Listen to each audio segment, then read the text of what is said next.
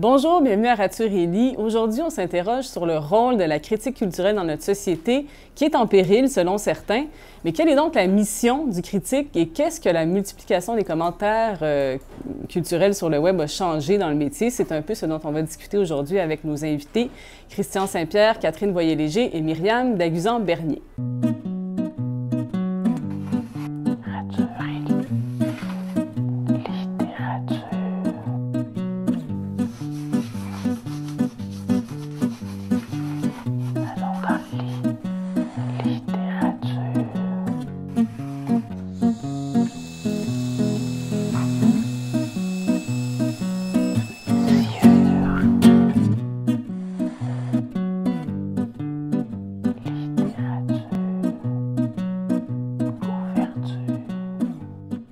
Christian, bonjour. Bonjour. Bienvenue à l'émission. Vous êtes rédacteur en chef et directeur de la revue Jeux depuis 2011, revue qui a été revampée cette année d'ailleurs. Très beau résultat.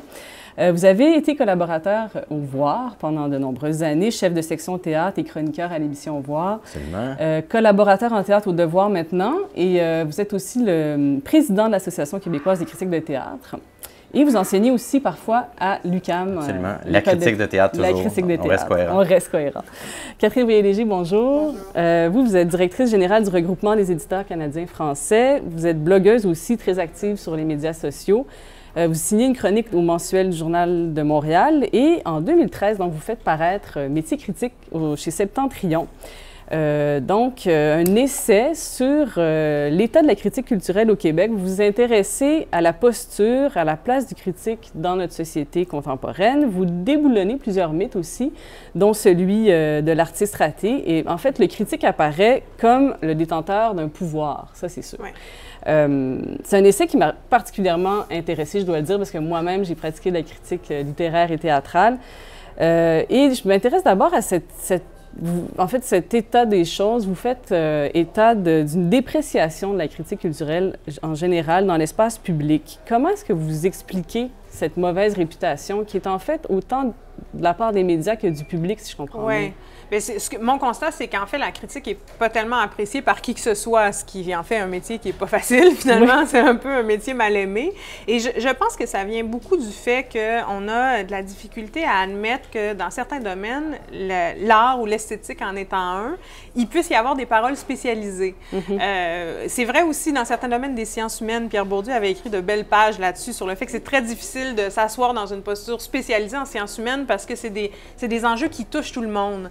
En art, c'est ça aussi. On dit des choses comme tous les goûts sont dans la nature. Ouais. Donc, ça ne se discute pas puisque tous les goûts sont dans la nature. Et là, il y a des gens qui arrivent dans une posture qui se veut un peu plus informée, un peu plus cultivée, un peu plus savante. Et ça c'est assez mal pris. Évidemment, quand on n'est pas d'accord avec eux, parce que quand on est d'accord avec eux, on trouve tout le monde vraiment merveilleux. Il y a un sentiment d'exclusion peut-être chez certains. Mais vous dites aussi qu'on fait face à une montée en puissance du populisme culturel. Peut-être vous pouvez nous expliquer un peu ce que c'est. Vous parlez entre autres du règne du vécu. Donc l'analyse finalement perd du terrain. Ce qui est assez paradoxal en fait, parce que quand on regarde l'histoire récente de la pensée, admettons, autour des années de 1968, fameuse date mythique en France, on disait beaucoup l'auteur est mort. Ce qu'on voulait dire par là, c'est on doit s'intéresser au texte. La biographie derrière l'auteur qui est derrière le texte est vraiment moins importante. Mais pourtant, si on consulte les médias aujourd'hui, je vous dirais que l'auteur est loin d'être mort. Il n'a jamais été aussi vivant. Parce que tout ce qui nous intéresse, c'est le lien entre cette biographie et l'œuvre éventuelle. Et on parle finalement très peu des œuvres. On parle du contexte dans lequel elles sont créées, on parle des angoisses qui les entraînent. Mais le texte, dans le cas de la littérature, ou en fait tous les textes, là, ou l'image, ou ça, on a l'impression qu'on le perd de vue, surtout dans les médias très grand public. Oui, tout à fait. On parle de l'événement souvent plus que de... c'est ça. Et vous croyez que la critique est essentielle à une société mature? C'est un peu ce que vous défendez dans votre essai. Pouvez-vous nous expliquer en quoi la critique, selon vous, est essentielle pour... Mais vous savez, quand j'ai fini ce livre-là, en fait, c'est vraiment en le retravaillant que je me suis rendu compte que derrière même la question de la critique culturelle, ce qui est en jeu, c'est la question de la place qu'on veut donner à l'art dans la société. Et mon impression, c'est qu'en ce moment, dans le monde médiatique, on met de l'avant une idée de l'art qui est basée sur le divertissement ou sur la consommation. En fait, l'art comme produit de consommation. Donc, la question qui est sous-entendue, c'est qu'allez-vous faire de votre samedi soir? Oui. Ou qu'allez-vous apporter comme livre en vacances cet été, par exemple. Tandis que pour moi, l'art, c'est beaucoup plus que ça. Ça peut être ça aussi. J'aime bien passer des bons moments. Là. Je ne suis pas une rabat-joie. Sauf que c'est beaucoup plus que ça. Oui. C'est aussi un regard sur notre société, un regard sur le type de relations qu'on entretient les uns avec les autres. Et même l'esthétique, pour moi, par exemple, les choix narratifs ont un grand impact sur la vision qu'on a de notre monde et de nos relations. Oui, certainement. Et ça doit pouvoir être discuté publiquement. Et pour que ça soit discuté publiquement, mais il faut qu'il y ait un espace critique. Pour l'avenir de l'art aussi. Oui, oui, tout à fait. Dans votre essai, vous essayez de définir donc, le critique culturel qu'on considère souvent à tort, vous dites, d'un artiste raté. Qu'est-ce qu'un critique culturel alors? Comment est-ce qu'on pourrait le définir aujourd'hui? Mais je pense qu'un critique culturel, et peut-être que Christian pourra aussi témoigner, parce qu'on a déjà eu cette conversation ensemble dans le cadre d'une entrevue que j'avais faite avec lui, mais c'est vrai que pour moi, un critique, c'est d'abord quelqu'un qui adore les arts, évidemment, on est là pour ça, c'est pas très payant, hein? Fait que si on le fait, c'est aussi par passion, mais qui a choisi d'entrer dans l'art, dans une relation de dialogue, d'analyse avec l'art, et non pas dans une relation créative. Et moi, je ne vois pas de hiérarchie entre ces deux choix. Oui. Je ne crois pas que l'une est meilleure, plus importante que l'autre. Je pense que les deux doivent coexister. Oui. Christian Saint-Pierre, vous, est-ce que vous êtes d'accord avec cette idée-là? Oui, Avez-vous déjà rêvé d'être un artiste ou ça a été comme... Bien, je ne peux pas m'en cacher puisque je l'ai déjà dit. Anne-Marie Cloutier, elle l'a écrit dans son ouvrage. Oui. Donc oui, effectivement, j'ai pensé faire de la mise en scène, j'ai pensé écrire du théâtre, mais j'ai toujours su en même temps que j'allais écrire sur le théâtre. Et j'ai vite compris que c'était une profession, que c'était nécessaire, que ça existait, qu'il y avait moyen de vivre, peut-être pas richement, mais qu'il y avait moyen de vivre de ce métier-là. Moi, ce qui me surprend tout le temps, c'est qu'encore aujourd'hui, on oppose la pensée au plaisir. Donc, il y a des gens que je croise au théâtre très souvent, à qui je demande « Est-ce que vous lisez des critiques? » Puis les gens me répondent « Ah, mais non, moi, je vais au théâtre pour le plaisir. » Comme si c'était une Voilà, comme s'il n'y avait pas de plaisir à trouver, à discuter la chose théâtrale, à essayer de prendre des repères dans tout ça. Bon, ça dit quelque chose du rapport qu'on a à la pensée puis à l'intellectualisme au Québec, mais c'est quand même des conceptions qu'il faut changer. Oui, puis comment est-ce qu'on devient critique? Bon, c'est ça, on disait qu'il faut évidemment fréquenter l'art assidûment, mais sinon, selon vous, c'est quoi les bonnes qualités? J'ai longtemps pensé que j'étais un type un peu à part là, dans le parcours, puisque j'ai voulu vraiment faire ça. Je suis allé étudier à l'UQAM en critique et dramaturgie. Ce qui est quand même assez rare comme parcours. Un programme qui aujourd'hui s'appelle Études théâtrales, justement, comme si on cherchait un peu à brouiller les cartes, mais à l'époque, c'était vraiment critique et dramaturgie, donc on disait, entre autres, former des critiques. Ouais. Et c'est ce que je voulais devenir. Mais il y a toutes sortes de parcours. Il y a des gens qui arrivent par le sport, il y a des gens qui arrivent par la mode, il y a des gens qui ont une formation en journalisme puis qui vont se retrouver finalement sur le terrain à se découvrir des intérêts. Je pense qu'il n'y a pas de mauvais chemin. Non. Mais il faut que l'engagement soit réel, pas temporaire. Parce que l'engagement des artistes, généralement, il n'est pas temporaire. Non. Ils s'engagent pleinement dans ce qu'ils font. Il faut qu'on en fasse autant. Donc, moi, c'est ça qui me semble le plus important, c'est l'assiduité. Ça fait 15 ans cette année que je fais ça. J'ai l'impression que c'est un atout. Plus que ma formation, c'est ce que j'ai pu voir en 15 ans de consommation cette pratique de théâtre. Oui. Sinon, en 2011, vous avez décidé de quitter le journal Voir, entre autres à cause des contraintes d'espace. Le journal passait des 80 pages à 40 pages, je pense. Oui, ça c'est... Techniquement, on peut dire ça, mais oui, disons que peau de chagrin, c'est la belle métaphore. Peau de chagrin. Mais vous avez aussi dit que c'était devenu... Vous avez l'impression que le journal était devenu un exercice promotionnel. Pouvez-vous nous expliquer, en fait, qu'est-ce qui vous gênait? Oui. En fait, ce que je peux vraiment me targuer de dire, c'est qu'on n'a jamais écrit à ma place au journal Voir. On m'a jamais tenu le crayon. Sauf qu'on a beaucoup orienté les sujets sur lesquels j'écrivais, puis c'est avec ça que j'avais le plus de difficultés. Donc oui, en entrevue, mais aussi en critique. C'est-à-dire qu'on peut décider dans une semaine que tu vas critiquer tel spectacle plutôt que tel autre parce qu'un annonceur est dans le bateau et l'autre ne l'est pas. Oui. Donc cette difficulté-là d'avoir à écrire, oui, ce que je voulais écrire, je pouvais écrire tout le bien ou tout le mal que je pensais d'un spectacle, mais je ne pouvais pas mettre l'emphase sur le spectacle qui, moi, m'avait le plus intéressé cette semaine-là. Une sorte de censure. Voilà, qui est une forme pernicieuse et troublante de censure. Donc j'ai préféré à ce moment-là prendre mon envolée. Puis c'est ce qui m'a permis donc d'accorder tout le temps que j'accorde à Jeux et au devoir maintenant. Ouais. Il me semble que tous les débats sur la place que l'espace public québécois réserve à la vie intellectuelle font fausse route en s'intéressant à qui sont les gens qui prennent la parole plutôt que s'intéresser au format de leur parole et à sa portée. La question ne devrait jamais être ce que contient le curriculum vitae de ceux qui prennent la parole, mais de s'assurer qu'ils ont les ressources nécessaires pour déployer une pensée digne de ce nom, un regard analytique sur l'objet qui les intéresse.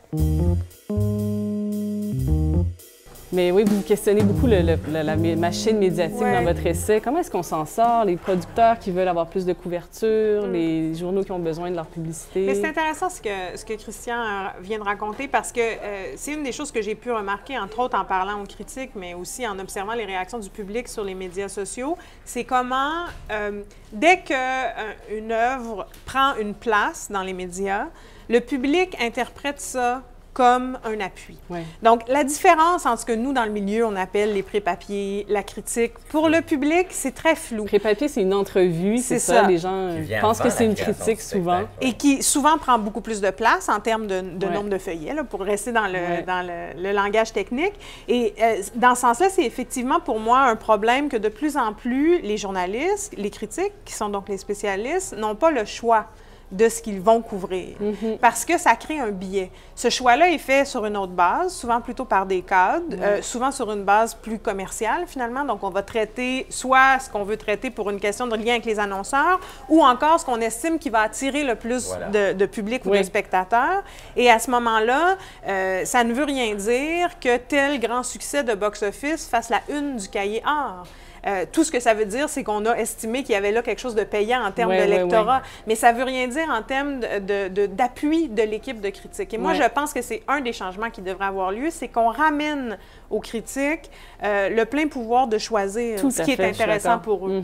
Une liberté éditoriale Oui. qui est propre au journalisme dans ses fondements, en fait. Parce que c'est la personne qui est la mieux placée pour Voilà. choisir. À une certaine époque, on disait « Oh, j'ai fait la page couverture du Voir, ça voulait dire quelque chose. Ouais. Parce que l'équipe éditoriale avait choisi quelqu'un qui était en pleine ascension en début de carrière et sur qui on voulait mettre l'emphase. Oui. Les choses ont Ont pas mal changé, changé. malheureusement, oui. Mais une autre chose intéressante, Catherine Boyer-Léger, dans votre essai, vous dites « Ce n'est pas en 250 mots ni en 2 minutes et demie qu'on déploie une pensée, même si on a toutes les compétences pour le faire. » Donc, vous dites qu'en fait, le problème souvent de la critique aujourd'hui, c'est pas la personne qui parle, mais le format. Manque de temps, manque d'espace. Christian Saint-Pierre, vous avez choisi d'aller dans la revue J où vous avez cet espace. Oui. Pensez-vous que c'est dans des lieux comme ça qu'il faut se rabattre maintenant pour pouvoir déployer une pensée cohérente? Bien, pour moi, c'est deux choses qui se complètent depuis le début. En fait, c'est mon école. C'est là que j'ai appris à faire de la critique avant d'entrer au Voir. Ouais. Puis, je pourrais pas imaginer, en fait, de ne pas avoir cet espace pour déployer une réflexion plus vaste d'un côté, puis de me confiner dans les contraintes que le journal me donne pour écrire sur un spectacle en peu d'espace. Et Dieu sait que j'ai plus d'espace au Devoir que j'en avais au Voir. Donc, il faut faire avec. Mais c'est sûr que ça devient un art de réussir à dire quelque chose de pertinent en si peu de temps, en si peu Oui. d'espace. Puis tout ce qu'on nous dit, c'est que c'est une tyrannie. On n'a pas le choix. Les gens n'ont plus le temps, ils n'ont plus de concentration, il n'y a plus d'espace, il n'y a plus de papier, il n'y a plus d'encre presque. Alors, faites vite, on s'en va à l'imprimerie. Oui. Donc, On va parler tout à l'heure de l'espace web, Oui. qui en est un, où Voilà. il y en a encore, mais peut-être une... c'est totalement relié, ces Oui, deux oui, phénomènes. complètement. Ouais. Mais une autre chose peut-être que je voudrais aborder avant, qui m'a bien intéressée, c'est la question de la position d'où parlent les critiques, en fait. Ouais. Vous parlez de cette idée de l'aliénation aussi Ouais. des critiques qui fait peur un peu, mais en fait, c'est ça. Aucun critique n'est complètement objectif, d'après ce que vous nous dites. Non, puis c'est vrai que le mot aliénation est un mot qui fait peur, mais c'est dommage parce que c'est un mot très important, je Oui. trouve, pour bien comprendre les relations de pouvoir dans lesquelles on se trouve tous en critique, mais dans n'importe quel autre domaine de nos vies. Et l'aliénation des critiques, c'est ce qui fait que souvent les gens vont me dire, il y a quand même une quasi-unanimité, par exemple, dans la critique. Et c'est vrai que souvent on peut la constater. Et c'est vrai que ça peut être un problème. Et ça s'explique de différentes façons. Souvent, les critiques sont issus à peu près de la même génération. Ils sont formés dans les mêmes écoles. Ils ont eu les mêmes maîtres. Ils s'engagent entre eux. Donc, on va vers des gens qui... Tout ça crée un phénomène d'aliénation. Et moi, il n'y a pas de solution miracle. La seule vraie solution, et en fait, la seule chose que je demande aux critiques, c'est d'être constamment en train de s'interroger sur ça, sur ce qui traîne avec eux. Je sais que Christian m'avait déjà raconté que quand il doit critiquer une pièce classique d'un auteur qu'il n'aime pas vraiment, il va le dire d'emblée. Comme ça, on sait d'où oui. d'où se Moi, situe. Oui, cette vision de l'objectivité impossible dont Catherine parle dans son livre, pour moi, j'adhère totalement à ça. Ouais. Ça n'existe pas de toute façon. Qui a envie de lire quelqu'un pas qui est totalement souhaitable. objectif? C'est une machine. On va Ouais. faire écrire des textes Oui, mais hein, par des robots. en effet, c'est intéressant au moins d'annoncer De dire d'où on parle. vient, Oui, c'est qui ça. on- Ouais. Et mais pour ça, faut en être conscient. Évidemment, c'est un métier qui va très vite. Mais comme je dis un peu en boutade dans le livre, c'est en fait ce que je demande à n'importe quel être humain, Oui. d'être constamment en mode conscience de remise soi, en question. remise en question. Mais je pense qu'en critique, c'est d'autant plus important que notre métier, c'est de remettre en question les autres. Donc, si les critiques ne sont pas capables de se remettre en question eux-mêmes sur qu'est-ce qui les fait aimer, adhérer, pas adhérer, qu'est-ce qui les fait rejeter une proposition parfois très violemment, qu'est-ce qui réagit en moi? Est-ce que c'est la féministe qui réagit en moi? Est-ce que c'est la fan de tel autre créateur qui réagit? Qu'est-ce qui vient me chercher? Moi, c'est ça qui m'intéresse, mais on en revient au fait que expliquer ça en 150 mots, bonne chance. Oui, mais il faut le dire, il faut l'installer. Que moi, j'ai été capable de dire, ben je vais vous dire tout de suite, je préfère Sophocle et Euripide à Racine. Puis des gens m'ont écrit, mais c'est une hérésie, c'est incroyable ce que tu dis là. Mais j'aime bien mieux vous le dire que vous me le sortiez après en disant, ben comprends que tu as démoli cet Andromaque, que tu n'aimes pas Racine. Oui, tout à fait. Soyons francs, soyons honnêtes, comme ça, on ne sera pas attrapé par derrière. Puis comme vous dites, en fait, on est critique, donc on est capable d'analyser le travail des autres. Il faut être capable d'analyser notre propre travail. Il n'y a pas plus critique que les critiques eux-mêmes. Je dis tout le temps que le sujet de prédilection des critiques de théâtre, par exemple, puisque c'est mon milieu, après le théâtre, c'est la critique. Il n'y a pas un sujet sur lequel ils ont plus d'opinion que la critique elle-même. Donc, ce livre-là était attendu. En effet. On va maintenant recevoir Myriam Daguzan-Bernier qui se joint à nous pour la discussion. On déplore souvent le peu d'espace consacré dans les médias à une couverture attentive et rigoureuse de l'activité théâtrale. On déplore aussi le fait que l'essentiel de ce qu'on peut lire, voir ou entendre soit lié à l'actualité, à l'immédiateté, à la rapidité et à la consommation, plutôt que de témoigner d'un recul, d'une mise en perspective et d'une réflexion profonde.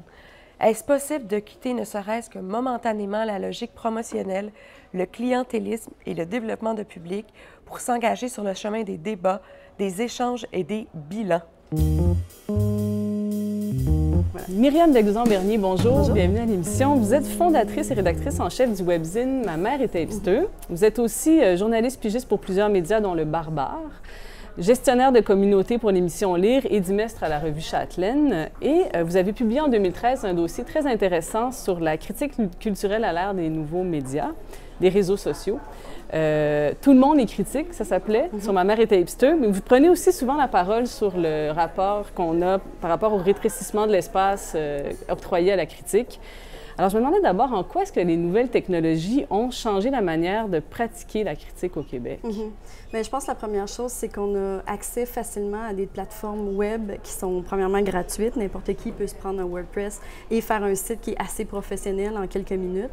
Et aussi, la plupart des gens maintenant sont sur les réseaux sociaux. Donc, ils ont une facilité à s'installer là-dessus et à faire, bon, souvent de l'autopromotion, mais on peut aller joindre un certain public avec les réseaux sociaux. Donc, on installe une certaine parole publique rapidement qui est pas nécessairement toujours pertinente, mais ça dépend. Donc, déjà ça, ces outils-là, les réseaux sociaux et les plateformes web sont là pour tout le monde qui veut se lancer. Est-ce que vous pensez qu'elles sont bien fréquentées? Je veux dire, il y a beaucoup de lecteurs de webzines culturels. Est-ce qu'on a des données là-dessus? Je le sais pas, je dois dire, puis je dois avouer que moi-même, je sais qu'on est lu, par exemple, sur Ma mère était hipster, mais je sais pas qui nous lit. Je me pose toujours la question.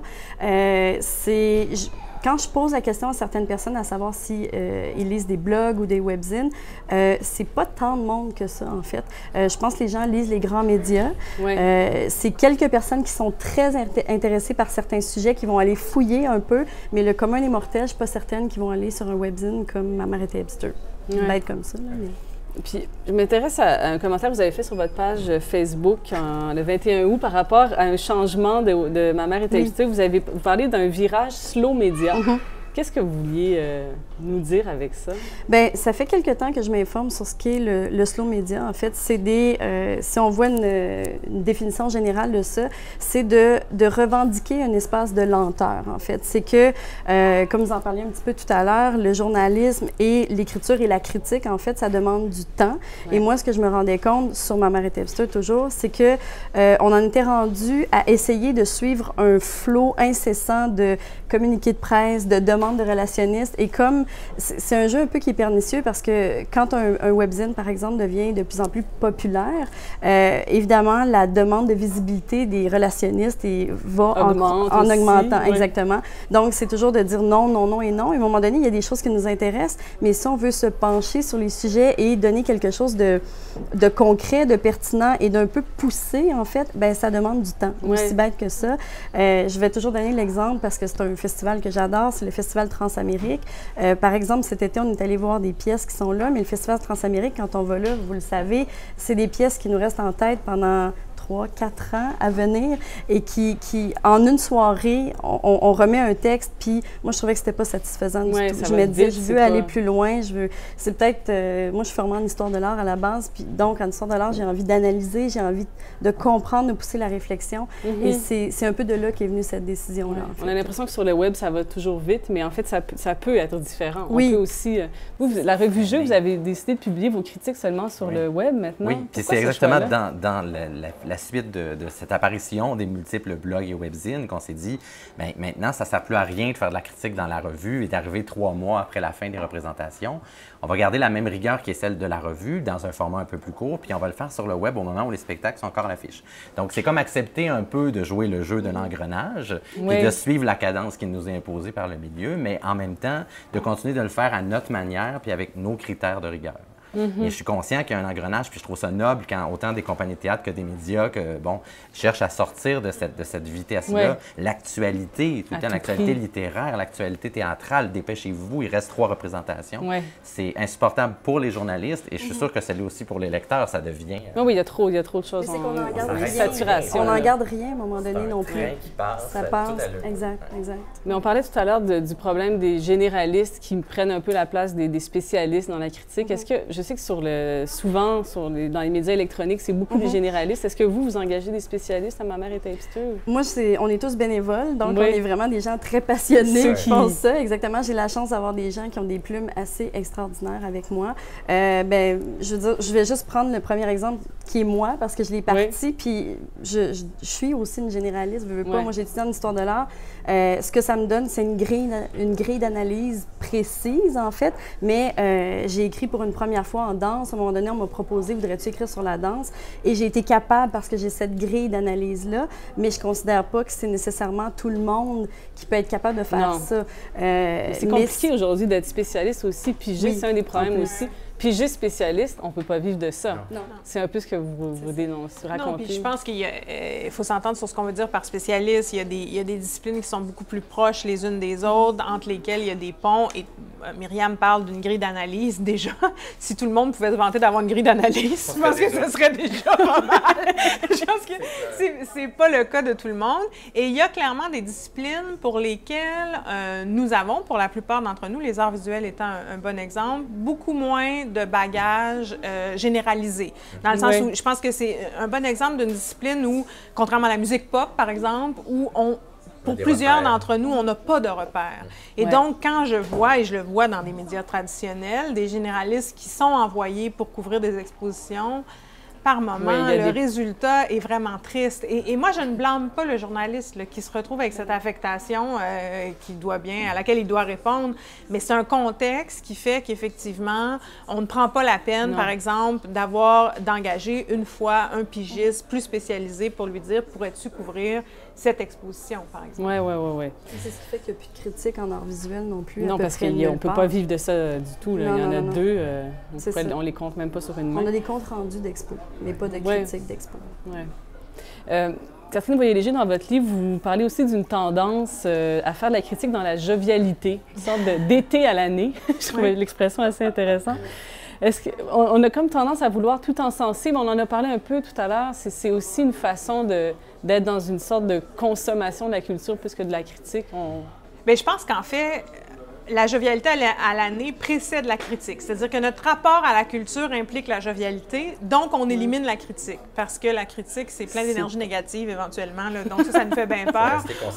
On aime mieux être là-dedans, dans le sourire, dans le bon... J'avais amené cette expression d'été à l'année pour parler, entre autres, de ce qui me semble être un ton à la radio parlé maintenant, c'est-à-dire, de façon générale, toutes les émissions ont des petits jingles, puis on a des petits thèmes, puis des petites tables rondes, puis c'est assez hop la vie. Et moi, je disais disais à l'époque, j'espère, cette espèce de moment d'intimité, une radio d'hiver, là, par exemple, où on aurait un moment d'intimité. Et je pense que la critique peut exiger ça par moment, parce que c'est très difficile de faire de l'analyse ou de faire de la critique dans une atmosphère générale de jovialité, parce que là, on a vraiment l'impression d'être le rabat-joie, ce qu'on appelle en anglais le killjoy. Donc, ben non, finalement, cet ouvrage me pose vraiment des problèmes en termes esthétiques, en termes... Et si on le fait, même là, l'espèce de lynchage va se faire sur une espèce de ton un amusant. Peu, c'est-à-dire tout ça est de la catharsis, là. Et je trouve qu'on a de la misère à atteindre le vrai degré d'analyse et de profondeur à travers cette jovialité. En 2014, entendre dire que l'art contemporain, c'est tout et n'importe quoi, ça me rend dingue. Me buter au manque de réflexion et au manque d'ouverture me donne envie de me taper la tête sur les murs. À ce propos, je pointe du doigt ce nivellement par le bas de nos médias qui, en abandonnant les contenus plus underground et la confrontation du public, pour plutôt le conforter, empêchent ce dialogue qui pourrait naître en face de quelque chose de nouveau, de différent, voire de déstabilisant.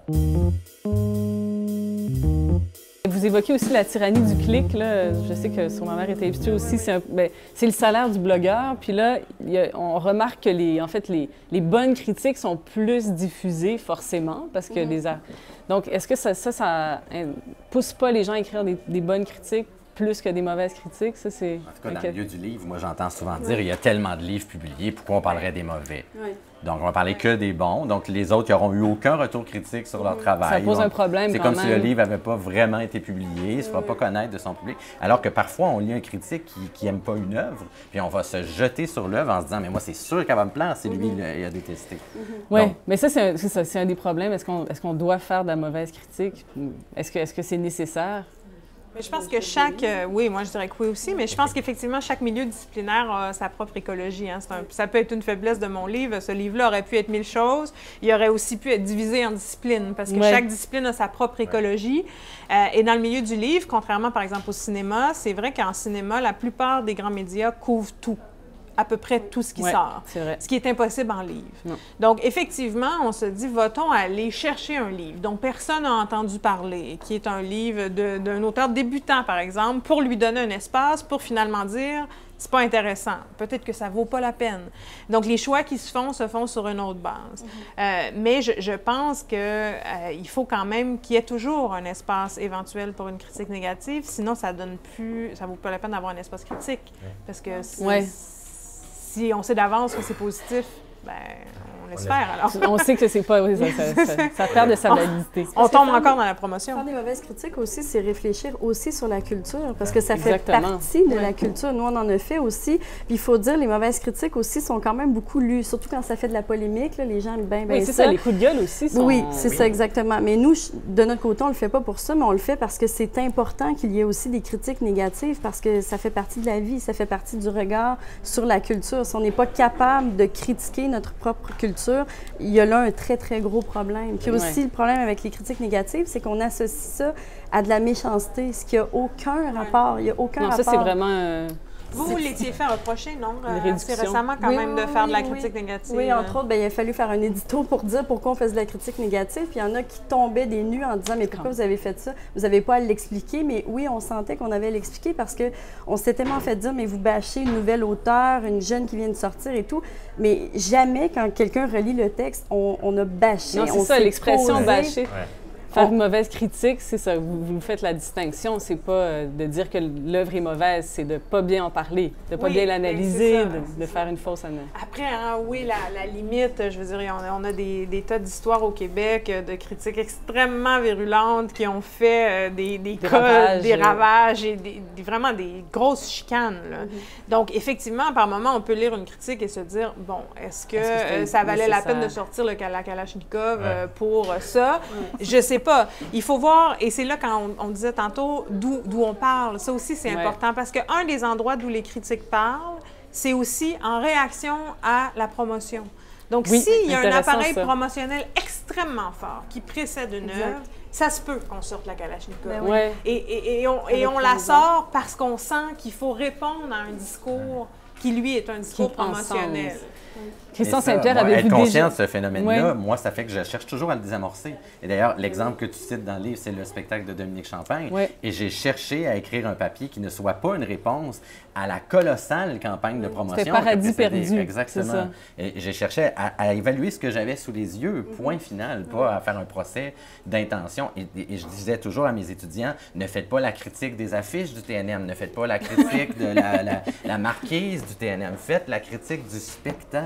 Donc, c'est se sortir, en fait, un peu se fermer les ornières pour pas voir tous les autres discours qui ont... Ben oui, c'est un peu un notre impact. travail. On est des critiques de théâtre. Après, il y a aussi des critiques de campagne promotionnelle. C'est un autre C'est une autre métier. chose, oui. Ouais. C'est important que ça existe, je pense. Oui, oui. J'aimerais ça revenir peut-être juste sur l'avantage des blogs culturels qui ont quand même une place dans notre société maintenant. On dit que les blogueurs seront plus indépendants, plus libres parce qu'il n'y a pas justement... ils ne sont pas rémunérés par un média. Est-ce que vous êtes d'accord avec ça? Est-ce que vous avez l'impression qu'il y a une liberté? Ça Puis dépend. ça vient aussi avec... Je pense qu'il faut la choisir, cette liberté-là. Dans notre cas, nous, on l'a choisi, mais on est tous bénévoles aussi et ça va le demeurer. On le sait très bien, c'est un choix qui a été fait, mais il y a plein d'autres blogs aussi que s'ils veulent survivre en ayant un salaire qui rentre et tout, il va falloir qu'ils suivent ce jeu dont on parlait tout à l'heure parce que ça va au clic, ça va... Les investisseurs qui vont donner de l'argent pour ces blogs-là ou peu importe là, le sage et peu importe où on va pour ces trucs-là, ils veulent des stats, ils veulent des clics.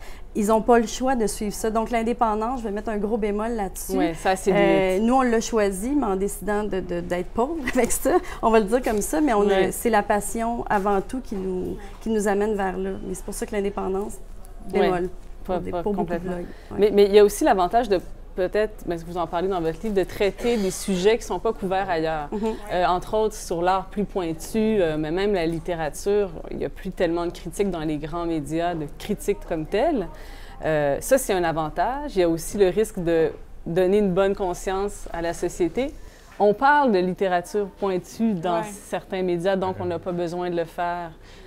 Pour moi, le danger, le principal danger, moi, je ne vais jamais décrier tous les blogs là en un, je suis ici de ce milieu-là, moi aussi, sauf qu'il y a un danger collectif. C'est que notre consommation d'informations en ligne me semble beaucoup plus ciblée. Moi, en tout cas, je la vis beaucoup plus ciblée.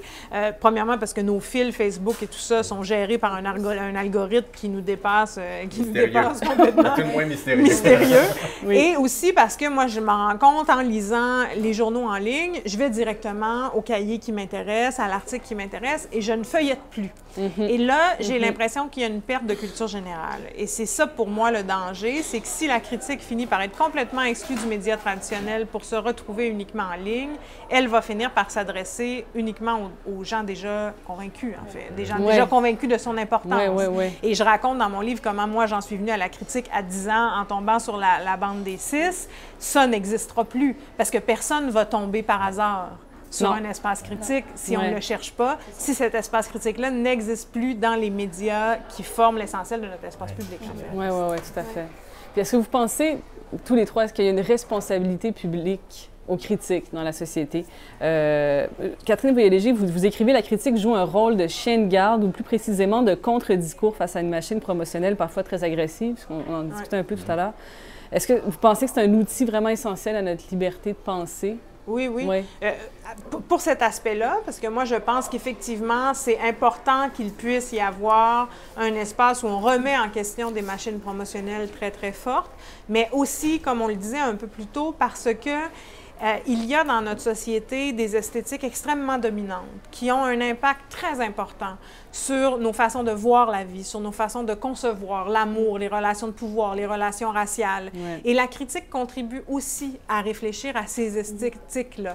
Je donne un exemple très simple. Le film, la comédie romantique hollywoodienne standard, ce modèle-là est un modèle qui nous habite tous. Il faut aussi des critiques pour nous dire film convenu, récit convenu, narration convenue, et nous dire ailleurs, il y a des films qui racontent la vie autrement, et donc c'est que la vie peut se raconter autrement.